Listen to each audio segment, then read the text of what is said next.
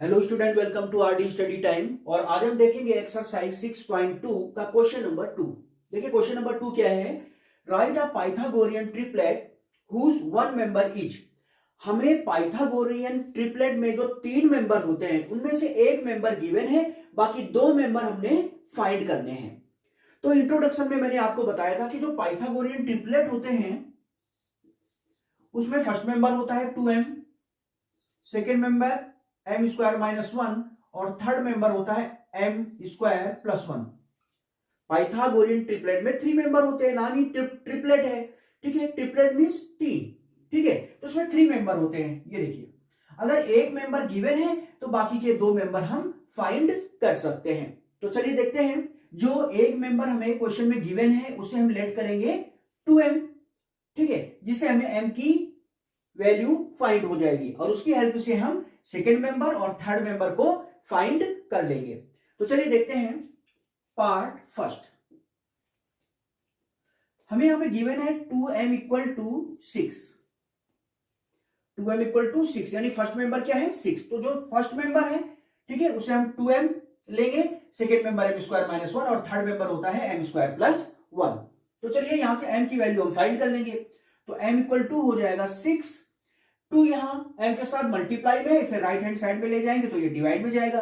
2 1 जा 2, 2 3 जा 6। तो m की वैल्यू हमें फाइंड हो गई है 3। ठीक है भाई। अब हम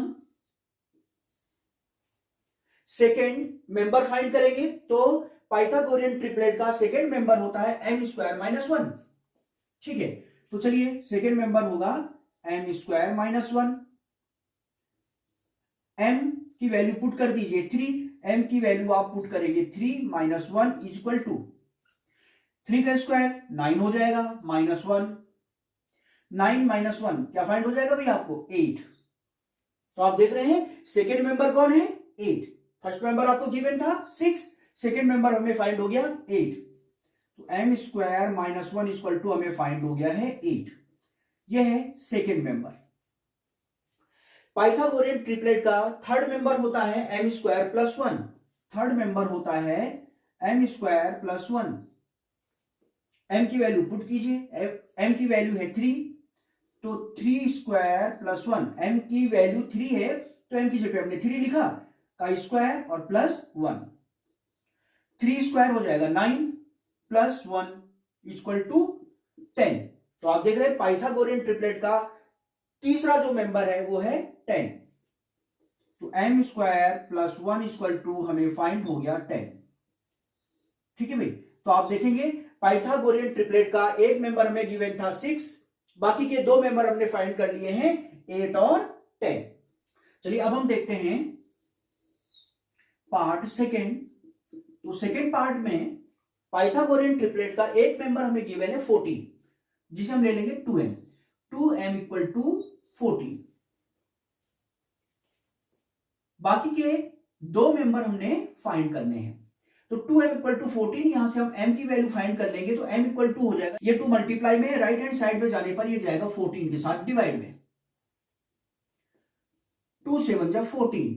तो m इक्वल टू हमें फाइंड हो जाएगा 7। m की वैल्यू फाइंड करने के बाद अब हम पाइथागोरियन ट्रिपलेट का सेकेंड मेंबर फाइंड कर लेंगे। तो सेकेंड मेंबर होगा एम स्क्वायर माइनस 1। m की वैल्यू पुट कर दीजिए 7, तो ये हो जाएगा 7 स्क्वायर माइनस 1। 7 का स्क्वायर होता है 49 माइनस 1। 49 माइनस 1 हो जाएगा 48। तो आप देखेंगे पाइथागोरियन ट्रिपलेट का सेकेंड मेंबर हमें फाइंड हो गया है 48। अब हम पाइथागोरियन ट्रिपलेट का थर्ड मेंबर फाइंड कर लेंगे, जो कि होता है एम स्क्वायर प्लस 1। तो पाइथागोरियन ट्रिपलेट का थर्ड मेंबर होगा एम स्क्वायर प्लस 1। एम की वैल्यू पुट कर लीजिए 7, तो ये हो जाएगा 7 का स्क्वायर प्लस 1। भाई 7 का स्क्वायर होता है 49 प्लस 1, तो 49 प्लस 1 हो जाएगा 50। तो आप देखेंगे पाइथागोरियन ट्रिपलेट का थर्ड मेंबर भी हमें फाइंड हो गया है, जो कि है 50। तो आप देखेंगे पाइथागोरियन ट्रिपलेट के जो 3 मेंबर हैं उनमें से एक गिवन था 14, बाकी हमने 48 और 50 दो और मेंबर फाइंड कर लिए हैं। तो ये था आपके पास सेकेंड पार्ट। अब हम देखते हैं नेक्स्ट पार्ट। चलिए अब देखते हैं पार्ट थर्ड। देखिए पार्ट थर्ड में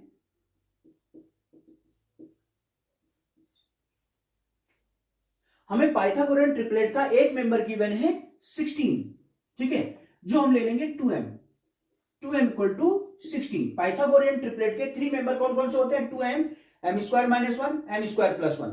क्वेश्चन में हमें एक मेंबर गिवन है, ठीक है, तो वो मेंबर है यहाँ पे 16, तो 2m इक्वल टू 16, ठीक है। सेकेंड मेंबर होता है m स्क्वायर माइनस 1 और थर्ड मेंबर है m स्क्वायर प्लस 1। तो एक मेंबर गिवन है, बाकी के दो मेंबर हम फाइंड कर लेंगे। तो सबसे पहले हम देखिए 2m इक्वल टू 16 हमें गिवन है, यहां से m की वैल्यू फाइंड कर लेते हैं। तो m इक्वल टू क्या हो जाएगा? 16, 2 मल्टीप्लाई में था m के साथ, राइट हैंड साइड में जाएगा डिवाइड में, 2 1 जा 2, 2 8 जा 16। तो m की वैल्यू हमें फाइंड हो गई है 8। m की वैल्यू फाइंड होने के बाद अब हम फाइंड करेंगे पाइथागोरियन ट्रिपलेट का सेकेंड मेंबर, जो कि है m स्क्वायर माइनस 1, ठीक है। इसमें m की वैल्यू पुट कर दीजिए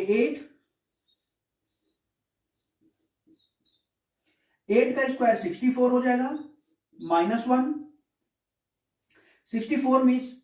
64 में से माइनस 1 कर लीजिए, 63। तो आप देखेंगे पाइथागोरियन ट्रिपलेट का सेकेंड मेंबर हमें फाइंड हो गया है, वो है 63।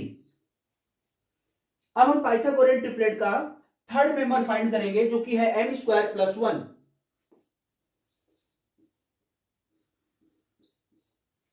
इसमें m की वैल्यू पुट कर लीजिए 8 स्क्वायर प्लस 1, 8 का स्क्वायर 64 हो जाएगा, प्लस 1, 64 प्लस 1 65। तो आप देखेंगे पाइथागोरियन ट्रिपलेट का जो थर्ड मेंबर है वो है 65। तो इस तरह से आप देखेंगे पाइथागोरियन ट्रिपलेट के जो 3 मेंबर है उनमें से एक गिवन था 16, दूसरा मेंबर 63 और तीसरा मेंबर है 65। देखते हैं नेक्स्ट क्वेश्चन, पार्ट फोर्थ। देखिए फोर्थ पार्ट में हम देखेंगे पाइथागोरियन ट्रिपलेट का एक मेंबर हमें गिवन है 18, जिसको हम ले लेंगे 2m इक्वल टू 18। यहां से हम m की वैल्यू फाइंड कर लेंगे। 2 यहां मल्टीप्लाई में है, राइट हैंड साइड में जाएगा डिवाइड में, 2 9 जा 18। तो m की वैल्यू हमें फाइंड हो गई है 9।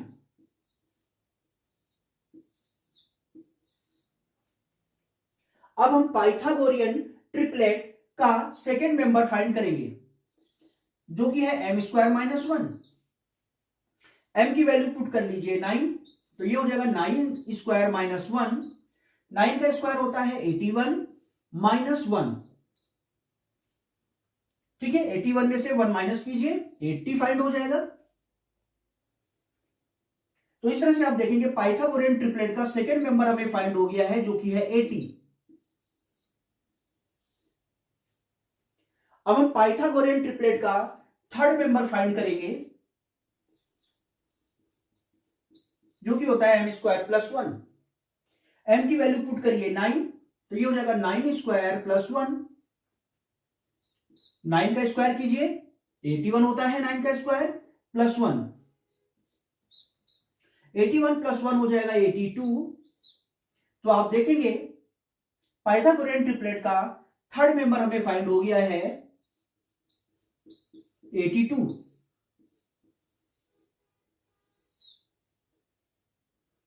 तो आप देखेंगे पाइथागोरियन ट्रिपलेट के जो 3 मेंबर हैं उनमें से एक गिवन था 18, सेकेंड मेंबर हमने फाइंड कर दिया है 80 और थर्ड मेंबर है 82। तो ये इस एक्सरसाइज का लास्ट क्वेश्चन था और अब हम देखेंगे नेक्स्ट एक्सरसाइज।